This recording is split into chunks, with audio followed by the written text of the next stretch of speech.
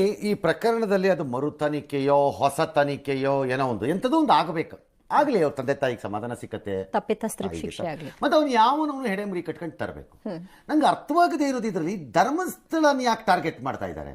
ಆ ಕ್ಷೇತ್ರ ಏನ್ ಮಾಡಿ ಅದೇನ್ ಮಾಡಿದೆ ಅಂತ ನಂಗೆ ಅರ್ಥ ಆಗ್ತಿಲ್ಲ. ಅದು ಒಂದು ಊರು, ಆ ಊರಲ್ಲಿ ಒಂದು ಗೌಡ್ರ ಕುಟುಂಬ ಇದೆ ಅಂಡ್ ಆ ಗೌಡ್ರ ಕುಟುಂಬ ತುಂಬಾನೇ ಪವರ್ಫುಲ್. ಲೈಕ್ ನಾವು ಮೂವೀಸ್ ಅಲ್ಲಿ ನೋಡ್ತೀವಲ್ಲ ಹಂಗೆ. ಸೊ ಗೌಡ್ರ ಊರು ಬಂದು ಧರ್ಮಸ್ಥಳ ಅಂತ. ಆ ಒಂದು ಊರಲ್ಲಿ ಇವ್ರಿಗೆ ಸಖತ್ ಕಂಟ್ರೋಲ್ ಇರುತ್ತೆ. ಈವನ್ ಅದೇ ಒಂದು ರೀಜನ್ ಅಲ್ಲಿ ಇರುವಂತಹ ಒಂದು ತುಂಬಾನೇ ಪಾಪ್ಯುಲರ್ ದೇವಸ್ಥಾನನು ಸಹ ಇವರೇ ಕಂಟ್ರೋಲ್ ಮಾಡ್ತಿರ್ತಾರೆ. ಆ ಒಂದು ಧರ್ಮಸ್ಥಳದಲ್ಲಿ ಮಾಫಿಯಾ ಕೈಂಡ್ ಆಫ್ ನಡೆಸ್ತಿರುವಂತಹ ಒಂದು ವೆರಿ ಪವರ್ಫುಲ್ ಗೌಡ್ರ ಕುಟುಂಬ ಇದೆ. ಇವ್ರ ಹತ್ರ ಬೇಜನ್ ಆಸ್ತಿ, ಬೇಜನ್ ದುಡ್ಡು, ಬೇಜನ್ ಪವರ್, ಬೇಜನ್ ಇನ್ಫ್ಲೂಯೆನ್ಸ್ ಎಲ್ಲಾನು ಇದೆ. ಆ ಊರಲ್ಲಿ ಈ ಗೌಡ್ರ ಕುಟುಂಬದ್ದು ಎಷ್ಟೊಂದು ಕಂಟ್ರೋಲ್ ಇದೆ ಅಂತಂದ್ರೆ ಅವ್ರನ್ನ ಎದುರು ಹಾಕೊಳ್ಳೋರೆ ಯಾರು ಇಲ್ಲ. ಅಂಡ್ ಈ ಒಂದು ಗೌಡ್ರ ಕುಟುಂಬ ಒಂದು ಪ್ರೈವೇಟ್ ಟ್ರಸ್ಟ್ ಹೆಸರಲ್ಲಿ ಒಂದು ವೆರಿ ಪಾಪ್ಯುಲರ್ ದೇವಸ್ಥಾನನ ಸುಮಾರು ವರ್ಷಗಳಿಂದ ತಲೆ ಮಾರುಗಳಿಂದನೂ ನಡ್ಸ್ಕೊಂಡ್ ಬಂದಿರ್ತಾರ. ಅದೇ ಒಂದು ದೇವಸ್ಥಾನದಲ್ಲಿ 60 ವರ್ಷ ವಯಸ್ಸಾಗಿರುವಂತಹ ನಾರಾಯಣ ಅನ್ನೋ ಒಬ್ಬ ವ್ಯಕ್ತಿ ಮಾವುತನಾಗಿ ಕೆಲಸ ಮಾಡ್ತಿರ್ತಾನೆ. ನಾರಾಯಣ ಅವ್ರ ತಂದೆನೂ ಅದೇ ದೇವಸ್ಥಾನದಲ್ಲಿ ಮಾವುತಾಗಿ ಕೆಲಸ ಮಾಡ್ತಾ ಇದ್ರು.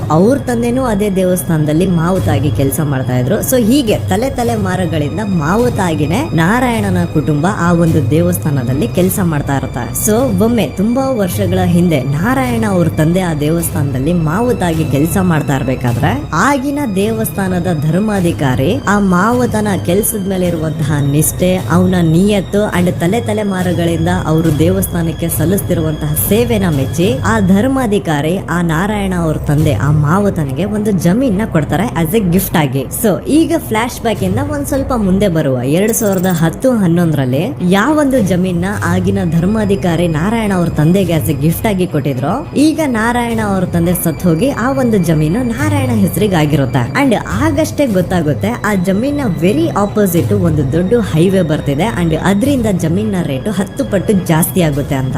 ಸೊ ಈ ವಿಷಯ ಗೊತ್ತಾಗಿ ನೋಡಿ, ದಾನ ಮಾಡದಂತಹ ಧರ್ಮಾಧಿಕಾರಿ ಅಂತೂ ಸತ್ ಹೋದ್ರು, ಆದ್ರೆ ಅವ್ರ ಮುಂದಿನ ಪೀಳಿಗೆ ಅವ್ರಿಗೆ ಈ ಜಮೀನ್ ಮೇಲೆ ಕಣ್ಬಿದ್ದು ನಾರಾಯಣ ಅವ್ರ ಹತ್ರ ಆ ಜಾಗನ ವಾಪಸ್ ಕೇಳ್ತಾರ. ಆದ್ರೆ ನಾರಾಯಣ ಕೊಡಲ್ಲ. ಇಲ್ಲ, ನಾನ್ ಯಾಕೆ ಕೊಡ್ಲಿ, ನಮ್ ತಂದೆಯಿಂದ ಸಿಕ್ಕಿರುವಂತಹ ಜಮೀನ್ ಇದು, ನಮ್ ತಂದೆಯ ಕೊನೆ ಗುರುತು ಇದು ನನ್ನ ಹತ್ರ ಇರೋದು. ಸೊ ಇದನ್ನ ನಾನು ಯಾವುದೇ ಕಾರಣಕ್ಕೂ ಬಿಟ್ಕೊಡಲ್ಲ ಅಂತ ಆ ಗೌಡ್ರ ಕುಟುಂಬನ ನಾರಾಯಣ ಎದುರು ಹಾಕೋತಾರ.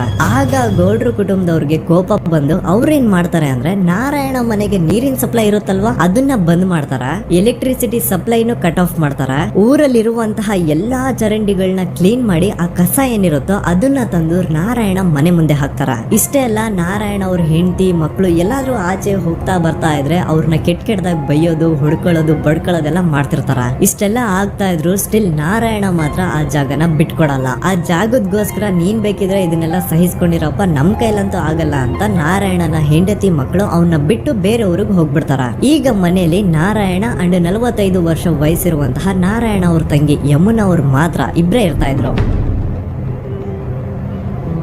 ಸೊ ಒಂದೊಳ್ಳೆ ಅವಕಾಶ ನೋಡ್ಕೊಂಡು 21 ಸೆಪ್ಟೆಂಬರ್ 2012 ಮನೆಯಲ್ಲಿ ನಾರಾಯಣ ಹಾಗೂ ಯಮುನಾ ಇರ್ಬೇಕಾದ್ರೆ ಯಾರೋ ಮನೆ ಒಳಗಡೆ ನುಗ್ಗಿ ನಾರಾಯಣನ್ಗೆ ಹೊಡೆದು ಯಮುನಾಗೂ ಸಹ ಹೊಡೆದು ನಂತರ ಅವಳು ಮಾಡಿ ದೆನ್ ನಾರಾಯಣ ಹಾಗೂ ಯಮುನನ ತಲೆನ ಒಂದು ರುಬ್ಬೋ ಗುಂಡಿಂದ ಚಚ್ಚಿ ಸಾಯಿಸ್ಬಿಡ್ತಾರ. ಈ ಕೊಲೆ ಆಗಿದ್ದು ಕಳ್ಳತನಗೋಸ್ಕರ ಅಂತ ಪೊಲೀಸ್ ಅವರು ತಮ್ಮ ರಿಪೋರ್ಟ್ ಅಲ್ಲಿ ಬರೀತಾರ. ಆದ್ರೆ ಪಾಯಿಂಟ್ ಏನ್ ಗೊತ್ತಾ, ಆ ಮನೇಲಿ ಒಂದ್ ಸ್ವಲ್ಪನೂ ಹಣ ಆಗ್ಲಿ ಅಥವಾ ಬಂಗಾರ ಆಗ್ಲಿ ಕಳ್ಳತನ ಆಗಿರಲ್ಲ. ಕಳ್ಳತನ ಆಗಿರೋದು ಕೇವಲ ಆ ಮೇನ್ ರೋಡ್ ಅಲ್ಲಿ ಇದ್ದಂತಹ ಪ್ರಾಪರ್ಟಿ ಪೇಪರ್ಸ್.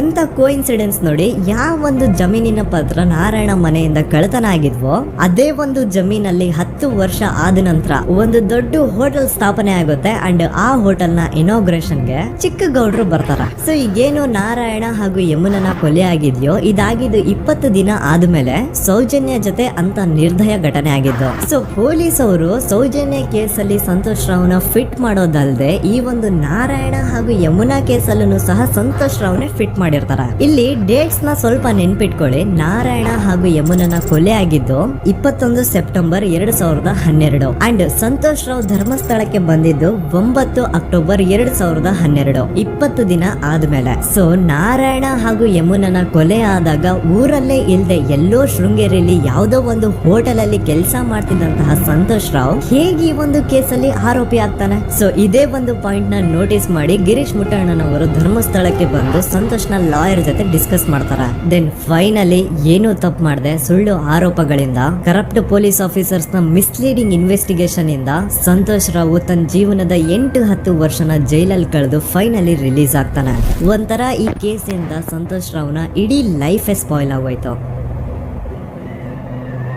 ಈಗ ಸಂತೋಷ್ ರಾವ್ ರಿಯಲ್ ಆರೋಪಿ ಅಲ್ಲ ಅಂತ ಕೋರ್ಟ್ ಅಲ್ಲಿ ಪ್ರೂವ್ ಆಯ್ತು. ಹಾಗಿದ್ರೆ ರಿಯಲ್ ಆರೋಪಿ ಯಾರು? ಪೊಲೀಸ್ ಅವರು ಯಾಕೆ ಈ ಕೇಸಲ್ಲಿ ಇಷ್ಟೊಂದು ಅನ್ಫೇರ್ ಇನ್ವೆಸ್ಟಿಗೇಷನ್ ಮಾಡಿದ್ರು?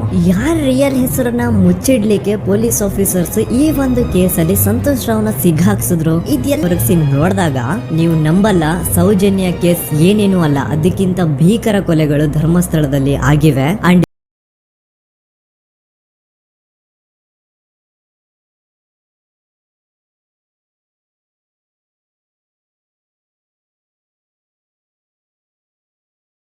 ಹೈಕೋರ್ಟ್ ವರೆಗೂ ಈ ಒಂದು ಕೇಸ್ ಹೋಗಿದೆ. ಅಂಡ್ ಈ ಕೇಸಲ್ಲಿ ಈಗ ಇನ್ನೊಮ್ಮೆ ಮತ್ತೆ ಫ್ರೆಶ್ ಆಗಿ ರೀಇನ್ವೆಸ್ಟಿಗೇಷನ್ ಸ್ಟಾರ್ಟ್ ಆಗಬೇಕು ಅಂತ ಹೋರಾಟ ನಡೀತಿದೆ.